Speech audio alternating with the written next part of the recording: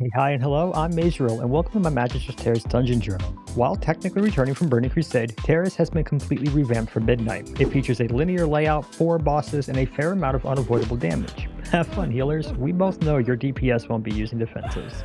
Our first fight sets a good vibe for the rest of our run. Starting with the Arcane Sentry, Ethereal Shackles is a tank root that also applies an Arcane Dot. The spells and root breaks will be helpful here.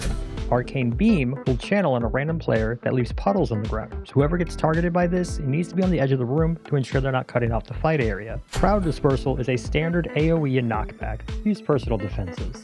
Arcane Magisters are basic spellcasters. In between Arcane Bolt spam, Magisters will periodically cast Polymorph. This is a high priority kick as you never want to be down a player. Sunblade Enforcers are empowered by Arcane Blade, so their melee attacks deal additional arcane damage. They also have a physical charge that will trigger if you pull too far from them. So tanks, you just need to mind your cleave group and magic mitigation. As you move through the next hallway, you'll meet your first Lightward Healer, which casts Holy Fire, which is a holy dot, as well as periodically cast Power Word Shield on their allies. So these will be your priority target while you cleave down the Enforcers and Magisters. Animated Codex are flying books that will spit arcane bolts at 2 random players. There are some large packs of them in this dungeon and they can quickly become dangerous as there's no real indication for when they cast. DPS, you'll need to help your healers and keep pots and defenses ready. When you enter the library, you want to take note of 2 gimmicks. 1, you need to dodge the circles surrounding the students. Getting caught in one will stun you and send you back to the top of the stairs, which can waste a considerable amount of time during your run. 2, a book will spawn on the floor somewhere around the library, which when grabbed will apply a haste buff, so it's a good idea to keep an eye out for it. Tanks, you'll want to grab any mobs you need and move on quickly in order to keep the fight away from the students. Blazing Pyromancers are the primary threat here. They cast Ignition, which engulfs them in fire and causes pulsing party damage. Healers need to ensure no one drops too low while this is going off. They'll also cast Flame Strike, which drops a large puddle on the floor and just needs to be moved out of the way. Lastly, they'll cast Pyroblast, which is a high damage bolt and their only kickable spell, so make sure to stop it. Once in the courtyard, we come across the Spellwoven Familiars. Blink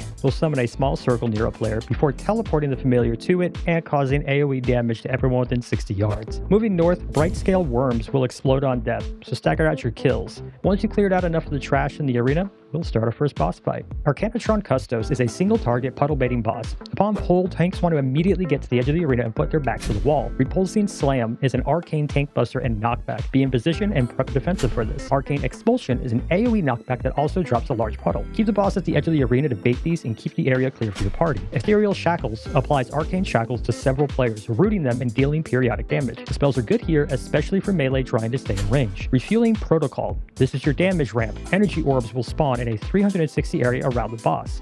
If you were clever and kept Custos close to a wall, it will cut that area down to 180, making it far easier to handle. Players must absorb these orbs in order to prevent them from reaching the boss and causing arcane empowerment, which is a party-wide explosion for high damage and applies a buff that increases the amount of damage the boss inflicts. Soaking an orb will drop a puddle where it was and apply a dot to the player who grabbed it, so be mindful of how many stacks you have and watch your feet. Puddles will be what makes or breaks this fight, so the tank needs to be watching their position while DPS ensure to grab orbs in favorable places. Rune Spellbreakers are the only new mob between Custos and Sunlash. Runic Glaive, a glaive throw that bounces between players and applies a dot on anyone it hits. Shield Slam, a simple line frontal and needs to be sidestepped. You now know how to handle the rest of the mobs, so fight your way to the next arena. Seranel Sunlash has interplane mechanics that requires good timing and coordination to prevent a party wipe. Seranel always starts with the Runic Mark, where he throws an arcane-infused glaive that applies an AoE dot that also bounces to another nearby player. In the beta, it was possible to cancel the entire cast when the targeted player used abilities such as Feign Death or Meld. Don't be afraid to test out similar buttons in lower difficulties.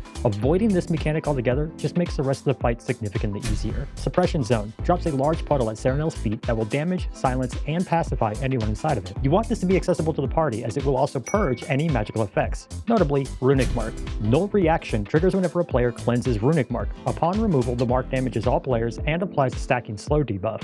You'll want to stagger out when you step into Suppression Zone so your healer has time to ensure the party doesn't wipe itself. Don't take too long though, as you want to have everyone cleanse before Seranel starts Wave of Silence, which is a long cast and will damage the party as well as silence and pacify anyone not inside Suppression Zone. Hastening Ward is a tank mechanic that greatly increases Seranel's attack speed and empowers auto attacks with arcane damage. Make sure your mitigation is up for this and maybe save a CD.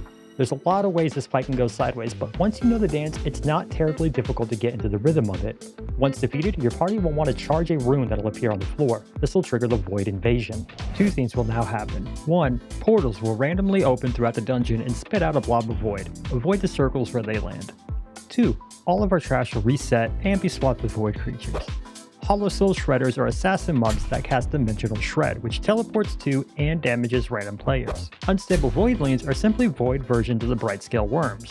They explode on death. Void Terrors will apply Consuming Void, a shadow dot on a random party member, dispel or heal through it. They will also cast Terror Wave, which is an AoE damage and fear. This is a high priority kick, as letting it go off will likely result in some body pulls and possibly a wipe. Shadowrith Void Callers are powerful lieutenants and you need to take care around them. Call of the Void will summon a pack of Void Beast. Tanks need to ensure to establish aggro on them quickly and get a cleave group set up. Consuming Shadows is a large AoE that damages everyone in line of sight that also heals the Void Caller. Now even in hierarchies, the strat was to worry more about burning the Void Caller down ASAP rather than sweat breaking line of sight, but there's no harm in tanking near a doorway or pillar if you can. Dreadful Void Walkers continually spam Shadow Bolts. These should be kicked when it wouldn't take away from managing the Void Terror. Devouring Tyrants will cast Devouring Strike. This is a tank buster and heal absorb. Have defensives ready for this, but healers, you're gonna need to be ready to help, as Tyrants will repeatedly cast it, tanks will run out of buttons. Gemellus is a unique lead boss with some interesting mechanics that'll keep the entire party on their toes. Triple K, at 90% and 50% health, Gemellus creates two clones of itself that share health and all the abilities of the main body. Now due to how this ability works, you should try and time your biggest damage CDs at the 50% mark and after, so you can pump DPS into as many targets as possible. Cosmic Sting. Each Gemellus casts a bolt of shadow damage that also drops a puddle under the target.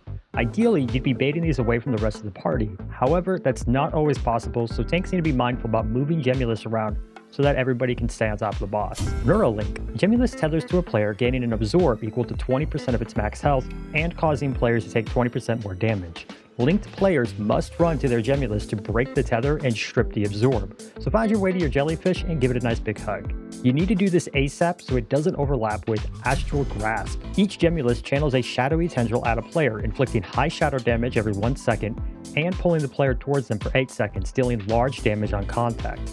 You want to make sure that you're pulling against it while still keeping up damage on everyone else.